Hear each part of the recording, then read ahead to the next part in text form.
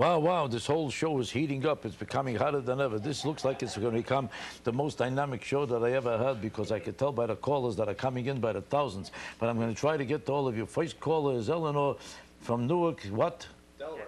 Delaware. Newark, Delaware. They don't know they live in New Jersey? Okay, if there's a Newark, Delaware, it's none of my business. So what's on your mind? Well, I was listening to what you've been talking about, and it's right up my alley.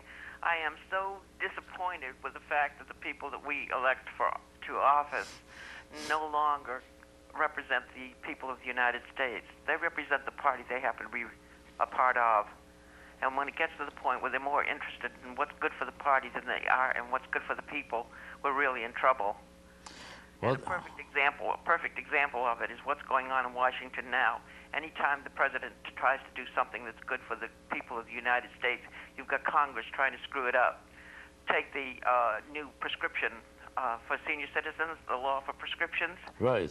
Right. That's supposed to be great. They're spending hundreds of thousands of dollars on advertising, telling us seniors how great this is going to be for us. And at the same time, the Congress and the Senate are sitting there trying to figure out how the hell they're going to cut the benefits of Medicare and Medicaid. Right, right. That's exactly true. Because it's always true that the Democrats want to be the fathers, the authors, and the owners of that issue, that they're better for the healthcare system of America than the Republicans. And because they want to be the boss of that situation, every time that, what's his name, Bush, look how I forgot his name altogether. Every time he tries to do anything to further the healthcare system of America, to do anything about prescription drugs or anything, regardless of what it is, whether it's Medicare, Medi-Cal, Medicaid, Medical, no matter what it is, immediately they try to tell you he's burying it, he's destroying it. He's the one trying to further it, and they're trying to destroy it because they're afraid that if, God forbid, he does anything good about it, they have too big a problem. They won't have this big issue to hold against them. And the ironic thing is that they're the owners of this issue, despite the fact that they themselves never did anything about the health care for this country. Under Clinton, they did nothing. Truman first brought up the idea of some kind of healthcare legislation and prescription drug legislation something like 50 years ago or 60 years ago. And since then, no Democratic administration at any time has ever brought it up or made any effort to do anything about healthcare. Until, what's her name? Hillary Clinton brought up a healthcare program to nationalize healthcare, and it was so overwhelmingly impossible to create. It would have been such a boondoggle, such a huge mob of misery, that her own party was against it. Everybody said it's so flawed and so hopeless and helpless and stupid that they threw it out. Her own party threw it out. And that's how she became the hottest candidate for president, by creating something that's so worthless and hopeless that you couldn't find one person to support it.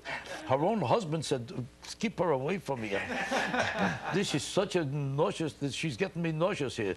I have to, why do you think he went for Monica Lewinsky? He heard about the healthcare program. What about Social Security? Bush with Social Security. What? Also, Bush with Social Security. What about Bush with Social? They don't want to privatize. They don't want to privatize Social Security. Well, I don't want to go into the Social Security issue because some people feel that private security, whole Social Security is good. Some people feel it's bad. The jury is still out on that subject. Although it doesn't make a bit of sense to me that if you have a choice, you have a choice to invest your own money in private Social Security if you please. He was not going to make an attempt to throw you out of the Social Security system if you want to join it and be part of it and be a member of it. Your membership in it is kept holy and untouched and unaffected by this legislation that Bush wanted to create to give you an opportunity to privatize your own investment. And the whole history has proven that the average person in private investment, regardless of the ups and downs of the stock market, does at least 3-4 times as much as the Social Security system gives you, which means the Social Security system we have is a hopelessly stupid system. There's no excuse really in the world to bury everybody's money in something that gives you about 1/10 of 1% on your money every year. But that's besides the point. I don't want to take sides. The next caller is William from Orange, New Jersey. How you doing, Jackie? How do you do, sir? Hello. I want to talk about election reform. Elected officials should not apply for PAC monies known as PAC to finance their campaigns. I don't think they should use. I think they should use their own monies and from their own pocket and educate our people why it's important to vote. It's not a right; it's a privilege. And also let our young people, when turning 18, educate our young people to why they should vote counts and have our elected officials take a pledge to not to attack each other personally and keeps it issues. This is a reference to John Corzine and Doug Foster's campaign for governor.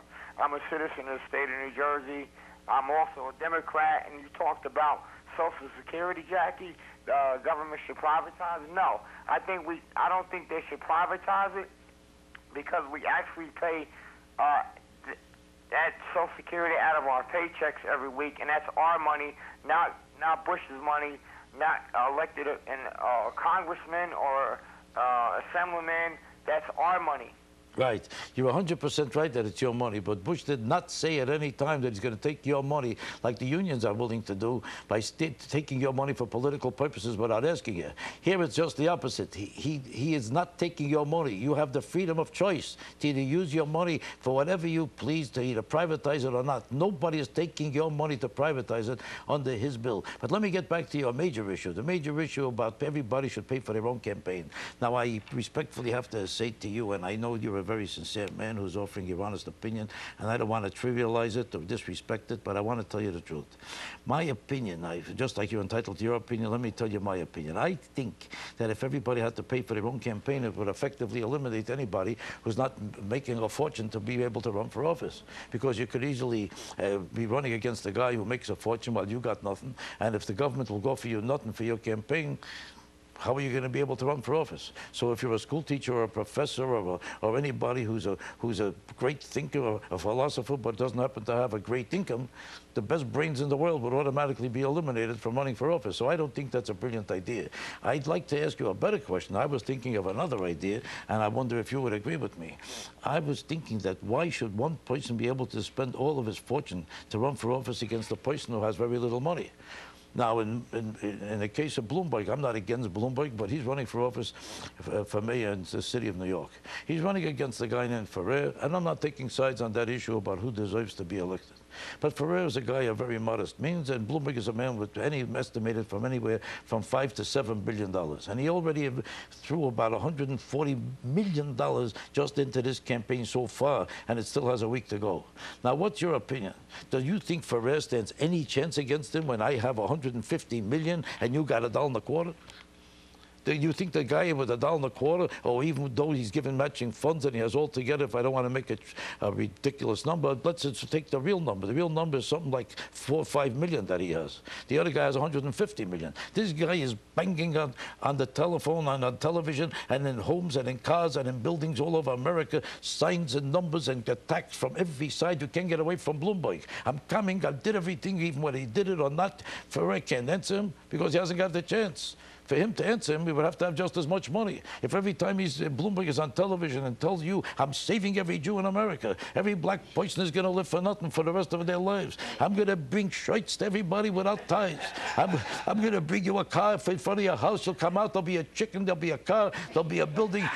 You don't have to talk to your wife anymore. I'll have a girlfriend in every house. Ferrer can't answer him. He can promise anything he pleases. Ferrer has no chance to answer him. Is this fair? The only fair way is for the government to pay for every campaign. This is a government that could run $300, $400, $500 billion deficits. What would be so terrible if the government paid a certain minimum? Let's say $10 million for each candidate. Nobody can spend more. They want to spend less, it's up to them. You want to spend your own money, it's up to you. But you can't spend more than $10 million. $10 million for each candidate. By the time you get through with all the elections, it would cost 1/10 of 1% of our national income to preserve a real democracy where you have an equal campaigning equally between two people who are on a balanced scale, where nobody has a preposterous unfair advantage over the other, and there's no better and further reason to have it than that. Now let's go to next caller, Chuck from Newark, Delaware again. Delaware. Oh, you're the guy I was talking to before.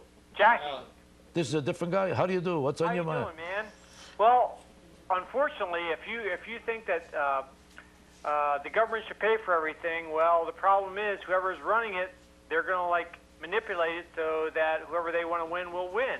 But what I want to know... How could the government manipulate it if both people are given the same amount of money to run a campaign? And it's such a small amount of money compared to what the government spends. Look what happens with the tax system in America. You give the government all your tax money, and look what they spend it on. They spend it on any kind of nonsense they please. There are bridges going to places where there's no people.